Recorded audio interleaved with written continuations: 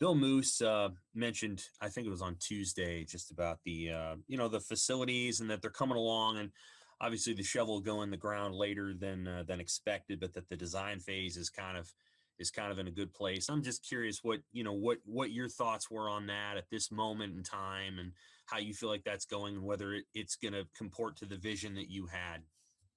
Yeah, I have very little to do with that, particularly during season. I got other things to focus on. I do think it would be a boon to our program if we were able to do something like that. A lot of schools have probably surpassed us in some areas of facilities. Certainly, our stadium's as good as there is in the country, but we're in Nebraska. We need to give kids as many reasons as we can give them to pick Lincoln, Nebraska over other places that they might be close to. I know COVID's changed a lot with how we were going to proceed with that, and people in higher ranking positions than me are making the decisions on how to deal with that. What does it say though about the fan base that there's still been really good financial support despite a really hard time in our nation and in our state just because of COVID? Yeah, biggest answer I can give to that is I hope we come out of it soon. Hope things get back to normal, and I know how committed people were to it before that happened, and um, I hope for everybody's sake that we get back to normal and everybody's in a good place. And if we are, then I think people are anxious and willing to help us try to get more recruits and win here. Next up is Parker Gabriel, Lincoln Journal-Star. Hey Scott, most of your big hits in the run game so far have come from the quarterback position, and I know you said on Monday that Wandale was close to getting a couple. Overall, are you getting the looks that you want for your running backs, or what do you make of the production from that position particularly so far? Yeah, I've said a bunch. We need to hit some more big plays in the offense so we don't have to sustain as many drives. Those need to come in the pass game and the run game. We're going to be consistently working toward that. I think there's some things we can do better. It's interesting, our offense is probably a little different than some others in the league, and it's just funny to me how we get in games and people play us different than what we've seen on tape in about every game that we've looked at. And we need to do a good job adjusting to those things and creating some opportunities. But we've got some looks, at least the last 2 weeks, that we weren't expecting. And and part of that's just we need to block a little better and break a tackle or make somebody miss from time to time. But I think those things will come. A follow-up on that point about how teams play you. I was wondering about this at the beginning of the season too. As you get into your third time through the division now with those teams, with your staff, have you seen teams play you different even this year compared to the first two? And I'm curious in particular because of how familiar you are, obviously, with the style of defense that Lovey runs. Yeah, I said a lot of complimentary things about Northwestern. When you watch them, they're in pretty much the same look a lot, and they're really good at it. We got in the game against them, and they did some things that we'd never seen them do. So again, we have to be able to adjust a little better to that, and that's kind of what we've always dealt with, running the offense that we've run with a little more heavy read and quarterback run and those things. Illinois definitely played us different last year than they did the first year, and I kind of expect maybe some change up this week. So we just got to be ready to manage it. Next question comes from Andy Kendi, KETV.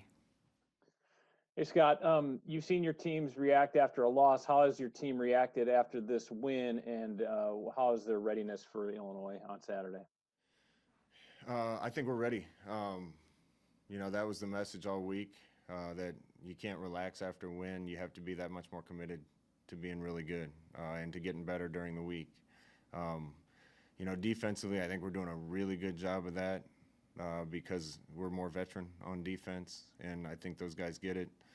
Offense has just been a process of bringing the young guys along the whole year and trying to lean on our veterans. But I was pleased with the intensity and the attitude this week. Brian Christopherson, Nebraska 247.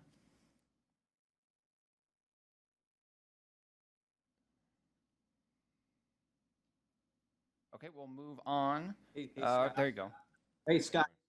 Oh, sorry, Scott. I didn't hear. Chins mentioned the guys got the black shirts this week. Have you seen the guys in the program, current players? Do they have the same passion and drive to get a black shirt as sort of back in your playing day? And is that something that recruits kind of are interested in too, that history and tradition? Yeah, I see it. I saw the emotions on the guys' faces when they got awarded a black shirt. I think you're probably in recent years, and I might be guilty of it, those have been given out a little too easy. So we didn't give any out until after this last game. They don't have them permanently. If they don't live up to the standards of the black shirt, they won't keep them. I don't want this to be like Halloween where you just walk up and knock on the door and you get a piece of candy. It's got to be a little harder than that. We gave out 12. Dismuke and Deontay and Decap and Cam all got them in the secondary. Will and Colin got them at linebacker. We really have 3 starters at outside backer, so Garrett and JoJo and Caleb got them, and Stilley, Ty Robinson, and Daniels got them on the D-line. And there was a lot of emotion when they got them. Those kids won us a game last week with their play at the end of the game, and they deserve them. But they have to keep doing the things that they need to do to continue to deserve them. Thank you. Got time for about 2 more. Going to Kevin Suits, KOLN-KGIN. Hey, Scott, as somebody who played high school football in this state, you know the importance of trying to reach the finals and getting to play at Memorial Stadium. What was your reaction when you heard that the NSAA would not use your facility for the championships and instead play those games at host sites? It's just been a weird year. I feel bad for the kids. They're not getting an opportunity to do that. I'm disappointed that I can't go watch. Recruiting dead period's now been extended even farther until spring. So we can't go to any games. We can't watch these kids play. That being said, a championship's a championship, and I wish everybody luck this week that's playing in them. And it's an exciting deal. I never won a Nebraska State championship. Got beat twice in the 3 times in the playoffs and twice in the semifinals, and something special about winning a championship. So good luck to everybody. And our last question, we go back to Sam McEwen, Omaha World Herald. Hey, Scott. Do you get the sense that your offense is going to have a little bit more continuity this week because Luke's kind of hadn't been through a full game and maybe knows what the ebbs and flows of a game are versus a drive or two? Yeah, I wouldn't just point to Luke, Sam. It's a second game. He's not going to get everything figured out in one, but I hope he's a little more comfortable in this game. And that being said, I thought he did some really good things and played well enough for us to win Saturday. It's just when I look at it practice, Luke's getting some touches and he's playing, and Marvin Scott's playing, and Vokalek's playing, and Benhart's playing, and Piper's playing, and Alante Brown's playing, and Xavier Betts is playing, and I go on, but it's a lot of first-year players. Gets me really excited about where we're going and the trajectory. But I was not near as good a player my first year at Nebraska as I was my second. And we're just trying to build those guys, get them better every week. And I expect more of those young guys to start playing as we continue through this year.